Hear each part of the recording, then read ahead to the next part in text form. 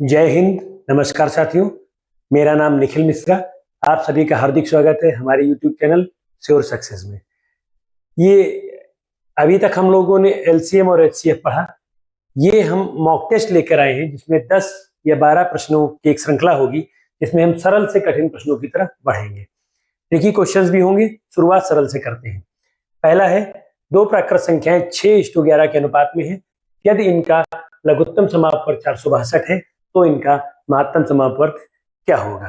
ठीक है, जैसा कि हमने आपको बताया कि इसके लिए फॉर्मूला क्या यूज करते हैं कि first number into second number is equal to लासा इंटू मासा या एलसीएम इंटू एचसीएफ। ये फॉर्मूला हम प्रयोग करते हैं। दो संख्याएं दी है, उनके एलसीएम और एचसीएफ दिया है, तो इनके बीच में ये रिलेशन होता है। कोई भी तीन अगर हमको पता है तो हम चौथा निकाल सकते हैं, लाइक दैट। तो जब दो प्राकृत संख्याएं हमको इस अनुपात में दी हुई है तो हम मान लेते हैं यहाँ पे भी संख्याएं अनुपात में दी होंगी, 6:11 है या 5:4 है, जो भी है, अगर अनुपात में दिया है तो हम मान लेंगे कि संख्याएं क्या है। पहली संख्या मान लेते हैं, पहली संख्या है 6x और दूसरी संख्या हम मान लेते हैं वो है 11x। ठीक है, तो ये 6:11 के अनुपात में होगी। अब ये पहली संख्या है ये और दूसरी संख्या 11x, तो इन दोनों का महत्तम समापवर्त तक जो होगा वो देखने में लग रहा है हाईएस्ट कॉमन फैक्टर इन दोनों में क्या है, x है। 6 और 11 में तो कुछ है नहीं, x। और लघुत्तम समापवर्त हमको पहले से दिया हुआ है वो है 462। इन सभी वैल्यूज को हम इस फॉर्मूले में रखते हैं, putting all these values in equation 1। So we get 6x गुणे 11x बराबर 462 गुणे x। ठीक है, x से x कट जाएगा, ये हो जाएगा, अगर हम x निकालें तो ये हो जाएगा 462 बटे 6 गुणे 11। अब इसको हम सरल कर लें। यहाँ पर x इज इक्वल टू हमारा क्या आ गया, 462 बटे 6 गुणे 11। तो हम कट करते हैं, फिर 11 से कट करेंगे, 11 1 11, 11 दूनी 22, 1 21 बटे 3 या 3 से फिर कट कर देंगे, 7 आ जाएगा। x हमारा आ गया 7, इसको सिंप्लीफाई करने पर x आ गया 7। x क्या था, महत्तम समापवर्तक था, तो ये महत्तम समापवर्तक जो है ये हमारा 7 हो गया। अगला प्रश्न है हमारा, ये यूपीटेट 2017 में पूछा गया है। दो संख्याओं के लघुत्तम समापवर्त व महत्तम समापवर्तक क्रमशः 72 व 12 है। यदि इनका योग 60 है तो एक संख्या होगी। 4 विकल्प दिए हैं। जैसा कि हम फॉर्मूला जानते हैं, पहली संख्या गुणे दूसरी संख्या बराबर क्या होता है आपका LCM इंटू HCF या लघुत्तम समापवर्त इंटू महत्तम समापवर्त। ये सूत्र हमको पता है। ठीक है, तो अगर हम मान लेते हैं कि पहली संख्या है, हम मान लेते हैं x और दूसरी संख्या हमने मान लिया y। ये हमने मान लिया, पहली संख्या x और दूसरी संख्या y। तो x y क्या हो जाएगा, x y is equal to, ये हमको दिया है कि LCM है 72 और HCF है 12, तो ये हो जाएगा 72 गुणे 12। ठीक है, पहला कंडीशन एक्स वाई बराबर आ गया, ये फर्स्ट इक्वेशन हो गया। अगला कंडीशन जो हमको बता रहे हैं, ये कह रहे हैं दो संख्याओं का योगफल इन दोनों का क्या है, 60 है। इन दोनों संख्याओं का योगफल 60 है, तो x plus y is equal to 60 दिया है। अब हमको इनमें से एक संख्या निकालनी है, तो क्या करेंगे, हम जानते हैं x माइनस वाई का whole square is equal to x plus y का होल स्क्वायर माइनस 4xy। ये हमने पढ़ रखा है, चाहे तो इसको आप सिंप्लीफाई करके देख सकते हैं, यही आ जाता है x माइनस वाई का होल स्क्वायर। तो x प्लस वाई का होल स्क्वायर वैल्यू पुट कर देंगे, 60 का होल स्क्वायर माइनस 4 टाइम्स ये 864। एक्स वाई की वैल्यू यहाँ से हमको पता है ऑलरेडी। इसको हम सरल कर लेंगे, 3600 माइनस इसको मल्टीप्लाई कर देंगे, 4 4 जा 16 कैरी 1, 4 6 जा 24 और 1 25 कैरी 2, 4 8 जा 32 और 2 34। तो इसका मतलब है कि x माइनस वाई का whole square is equal to 144। तो आपका x माइनस वाई क्या आ जाएगा, स्क्वायर रूट ऑफ 144 या 12। x माइनस वाई 12 था, x प्लस वाई पहले से हमको पता है 60 है। इन दोनों को हम हल कर लेंगे, वाई वाई कट जाएगा, 2x इज इक्वल टू 72, तो x is equal to 36। x जब आपका 36 आ गया तो इसमें रख देंगे तो y आ जाएगा 60 माइनस 36, y हो जाएगा हमारा 24। तो इनमें से एक संख्या क्या हो जाएगी, एक संख्या 36, दूसरी संख्या 24, विकल्प हो गया हमारा 24। अगला प्रश्न है 6, 12 व 15 मीटर के कपड़ों को नापने के लिए सबसे बड़े मापक की लंबाई होगी। अब हम देखते हैं ये कपड़ों का साइज दिया है 6, 12 व 15 मीटर। इनके कपड़ों को नापने के लिए सबसे बड़े मापक, तो जो सबसे बड़े मापक की लंबाई होगी वो क्या होगा, वो हमारा HCF होगा या महत्तम समापवर्तक, HCF हाईएस्ट कॉमन फैक्टर होगा। तो हाईएस्ट कॉमन फैक्टर इन सबका क्या हो जाएगा, 6, 12 और 15 का HCF निकालेंगे हम। 6, 12 व 15 का ये क्या हो जाएगा, ये हमारा हो जाएगा गुणनखंड विधि से हम निकालते थे। गुणनखंड विधि से हम कैसे निकालते थे, 6 के फैक्टर्स अगर हम करें तो 6 के फैक्टर्स हो जाएंगे 2 गुणे 3, 12 के हो जाएंगे 2 गुणे 2 गुणे 3, और 15 के फैक्टर्स हो जाएंगे, 15 के फैक्टर्स हमारे हो जाएंगे 3 गुणे 5। तो इन सब में कॉमन फैक्टर अगर हम देखें तो हमारा 3 आ रहा है। तो यही हाईएस्ट कॉमन फैक्टर हुआ, ये हो गया हमारा 3। तो सबसे बड़ा मापक जो होगा वो कितना होगा, 3 मीटर का होगा। ये आपका आंसर हो जाएगा। ठीक है, इस क्रम में मैं ये बताना चाहूंगा कि हम हर एक चैप्टर के में 10-10 प्रश्नों की एक मॉक टेस्ट सीरीज जारी करेंगे। इसको आप जरूर देखिए मेरे चैनल पर, और अभी आप अपने फ्रेंड से भी इस चैनल पर मॉक टेस्ट और सारे चैप्टर्स देखने के लिए आप रिकमेंड जरूर करें। इसमें हम सरल से लेकर ट्रिकी क्वेश्चंस की तरफ बारी बारी से बढ़ते जाएंगे। क्वेश्चन नंबर 4 ये कह रहे हैं एक कमरे के फर्श की लंबाई 30 फीट व चौड़ाई 20 फीट है, उसमें अधिकतम किस आकार का वर्गाकार टाइल लगाया जा सकता है तथा ऐसे कुल कितने टाइल लगाए जा सकते हैं। जहां पर भी अधिकतम की बात आती है, अधिकतम की बात आती है तो ज्यादातर केसेस में हमेशा हाईएस्ट कॉमन फैक्टर या महत्तम समापवर्तक होता है। ठीक है, तो हम ये देख रहे हैं कि ये कमरा है, उसका साइज है 30 बाई 20, ये कमरा है, इसकी लंबाई है 30 फीट और चौड़ाई है 20 फीट।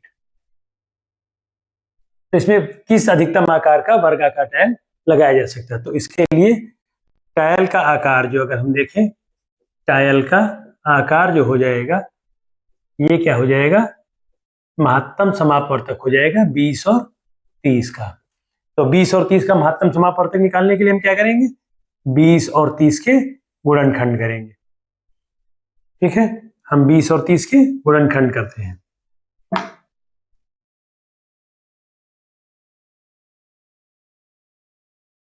इसी तरह से 30 का करें, 2 से 15, 3 से 5 और फिर 5। तो हाईएस्ट कॉमन फैक्टर कौन कौन से हैं, 2 हो गए और ये 5 हो गया। तो जो मासा हो गया ये हमारा हो जाएगा 2 गुणे 5 या 10। तो 10 बाई 10 का अधिकतम टाइल लगाया जा सकता है। यहाँ पर अगर हम देखें 10 बाई 10 का टाइल अधिकतम लगाया जा सकता है। ये ऐसा टाइल होगा ये 10 बाई 10 का। तो इस प्रकार के कितने टाइल लगाए जा सकते हैं। पहला प्रश्न ये था कि अधिकतम किस आकार का वर्गाकार टाइल, तो 10 फीट बाई 10 फीट का टाइल लगाया जा सकता है। अब इसको लिखेंगे कि 10 बाई 10 का टाइल लगाया जा सकता है, अधिकतम 10 बाई 10 का टाइल लगाया जा सकता है। फिर प्रश्न का दूसरा भाग कह रहा है ऐसे कुल कितने टाइल लगाए जा सकते हैं, टाइलों की संख्या कितनी होगी। ये निकालने के लिए हम क्या करते थे, ये निकालने के लिए हम पूरे क्षेत्रफल में से इस टाइल के क्षेत्रफल को भाग दे देंगे, एरिया को डिवाइड कर देंगे। तो जो कमरे का क्षेत्रफल है, अगर हम टाइलों की संख्या निकालें, टाइलों की संख्या, टाइलों की संख्या, तो ये हो जाएगा कमरे का क्षेत्रफल और ये डिवाइडेड बाय एक टाइल का क्षेत्रफल, इससे मिल जाएगा। तो कमरे का क्षेत्रफल क्या है, कमरे का एरिया हो जाएगा 20 गुणे 30, 20 बाई 30 का कमरा है, 20 बाई 30 है, 30 बाई 20 जो भी कहें, और डिवाइडेड बाई टाइल कितना का है, 10/10 का है टाइल, तो ये हम इसको काट देंगे। 6 टाइल लगाए जा सकते हैं। संख्या कितनी होगी, 6। ये आप जब जाते होंगे दुकान पे, कहते होंगे हमारे कमरे का साइज इतना है, तो बता देते होंगे कि आपको कितने टाइल्स की संख्या, तो क्या करते हैं, एरिया ही डिवाइड कर दे भाई। अगर हम 10/10 के या 100 स्क्वायर फीट का एक टाइल है, 100 स्क्वायर फीट का एक टाइल हो गया, 100 स्क्वायर फीट का दूसरा टाइल, 100 का तीसरा, 100 का चौथा, 100 का 5 और 100 का 6 टाइल हो गए। ठीक है, तो ये क्वेश्चंस काफी पूछे जाते हैं। बहुत ही इंपॉर्टेंट प्रश्न है, कई बार पूछा जाता है। 3 घंटियां क्रमशः 20, 30 और 40 मिनट के अंतराल पर बजती हैं। यदि वह 11 बजे एक साथ बजती है तो फिर कितने बजे एक साथ बजेंगी। इस प्रकार के कई प्रश्न पूछे जाते हैं। वो 20, 30 और 40 मिनट के अंतराल पर बजती है। पहली घंटी 20 मिनट के अंतराल पर, उसके बाद 30 मिनट, 40 मिनट के अंतराल पर बजती है। पहली बार वो 11 बजे एक साथ बजी थी। ये निकालने के लिए हमको, ये इसमें हम क्या करेंगे, इसमें हम एलसीएम निकालेंगे किसका, 20, 30 और 40 का। 20, 30 और 40 का एलसीएम जो होगा वह छोटी से छोटी संख्या होगा जो कि इन तीनों से विभाजित हो जाएगी या पूर्ण रूप से कट जाएगी। तो हम इसके लिए क्या करेंगे, एलसीएम ऑफ 20, 30, 40 ये निकाल लेंगे। कैसे निकालेंगे, 20, 30 और 40 का एलसीएम गुणनखंड विधि से, भाग विधि से। शॉर्टकट लेते हैं, सीधे 10 से कर देते हैं, 2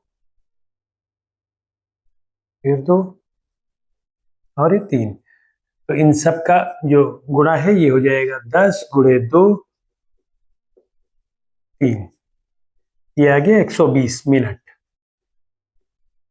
तो कहने का मतलब है कि वो फिर 120 मिनट बाद एक साथ, तीनों घंटियां एक साथ 120 मिनट के बाद बजेंगी। तो 120 मिनट को ऐसे प्रश्न जब भी पूछे जाएं कि एक साथ घंटियां बजती हैं, इतने बजे बजेंगी, फिर कब साथ बजेंगी, तो उसमें हम एलसीएम लेंगे। वो छोटी से छोटी संख्या आ जाएगी जो इन सबसे डिवाइड हो रही होगी। 120 मिनट को हम कह सकते हैं 2 घंटे। तो पहले बजी थी 11 बजे, अब इस 11 बजे में 2 घंटे आप जोड़ दीजिए, तो पुनः बजने का जो समय है ये हमारा हो जाएगा 11 बजे में हम 2 घंटे जोड़ देंगे तो 12 और 1 PM पर दोबारा वो फिर एक साथ बजेंगे। अगला प्रश्न है क्वेश्चन नंबर 6, यूपीटेट 2018 का क्वेश्चन है। 1 से 10 तक की सभी प्राकृतिक संख्याओं से विभाजित होने वाली सबसे छोटी संख्या। प्रश्न ही सही से पढ़ने पर आपको हिंट कर रहा है कि भाई क्या पूछ रहे हैं।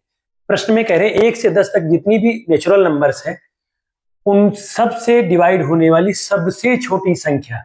तो वह छोटी से छोटी संख्या जो दी हुई सभी संख्याओं से पूर्ण रूप से डिवाइड हो जाए उसे क्या कहते हैं, एलसीएम। तो प्रश्न पढ़ के ही आपको पता चल जाएगा कि हमको एलसीएम निकालना है या एचसीएफ निकालना है। ज्यादातर प्रश्नों में इसी तरह से होता है, पूछा जाएगा सबसे छोटी से छोटी संख्या या सबसे अधिकतम मापक। प्रश्न आप ध्यान से पढ़ेंगे, आपको उत्तर काफी कुछ आप नजदीक पहुंच जाएंगे। तो वो संख्या क्या होगी, 1 से 10 का एलसीएम होगी। ऐसी सबसे छोटी संख्या जो होगी, अभीष्ट संख्या अगर हम कहें, जो संख्या होगी वो एलसीएम होगी किसका, 1 से लेकर के 10 तक का। ठीक है, अब 1 से 10 का एलसीएम निकाल लेंगे। जो भाग विधि हम पढ़े 1, 2, 3, 4 से लेकर के 10 तक का एलसीएम, वही तरीका 2 से पहले हम डिवाइड करेंगे, 2 2 2 जा 4, 2 3 जा 6, जो जो हमारे डिवाइड होते जाएंगे उनको हम डिवाइड करते जाएंगे, 3 2 5 जा 10। फिर 2 से करेंगे,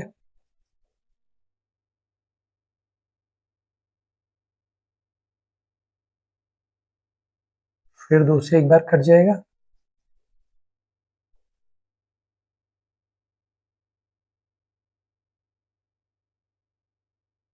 फिर हम चाहे 3 से कट जाएगा हमारा,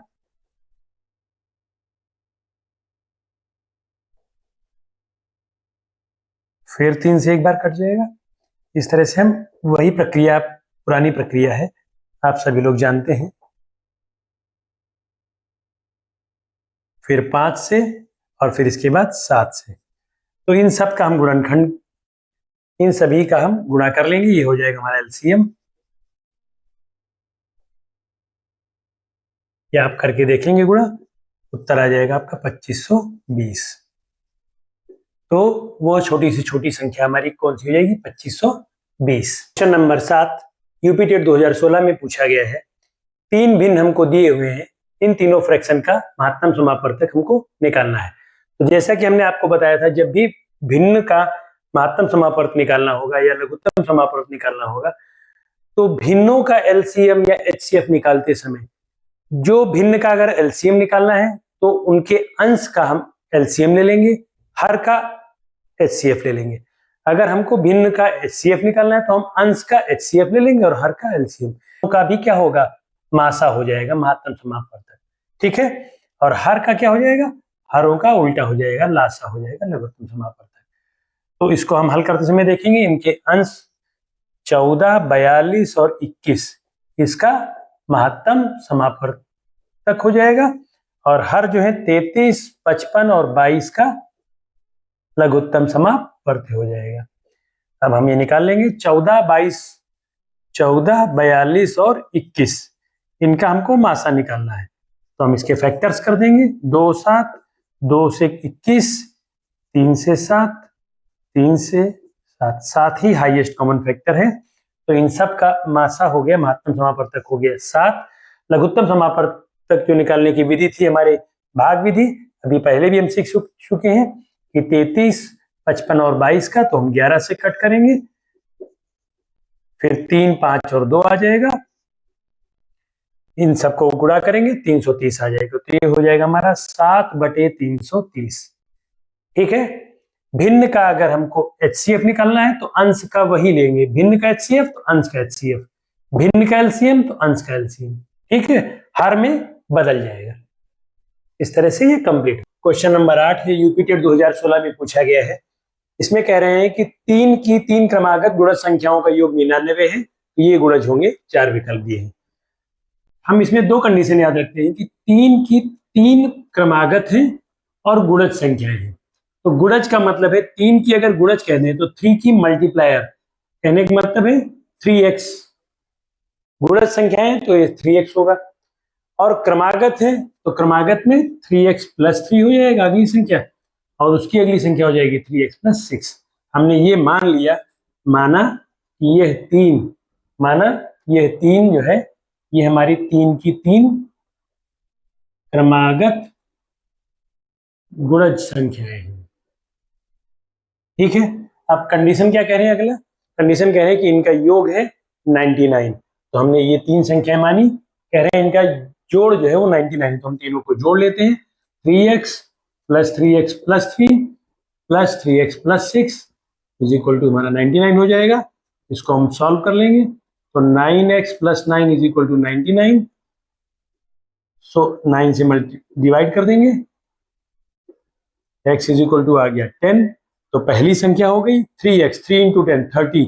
दूसरी संख्या हो गई 3x + 3 33। तीसरी हो गई 3x यानी 30 + 6 36। यह हमारी 3 क्रमागत गुणज संख्याएं हो गई। क्वेश्चन नंबर 9 इसमें कह रहे हैं 100 के समभाजकों की संख्या कितनी है?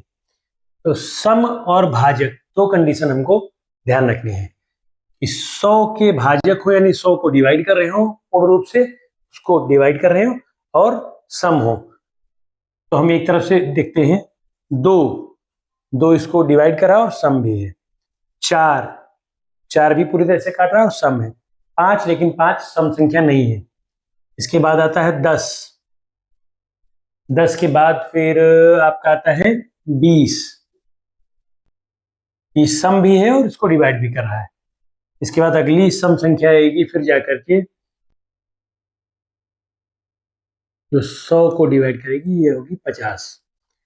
तो ये 5 संख्याएं हैं जो कि सम भी हैं और 100 को पूर्ण रूप से काट भी रहे हैं, इसलिए सम भाजक हो जाएंगे 5।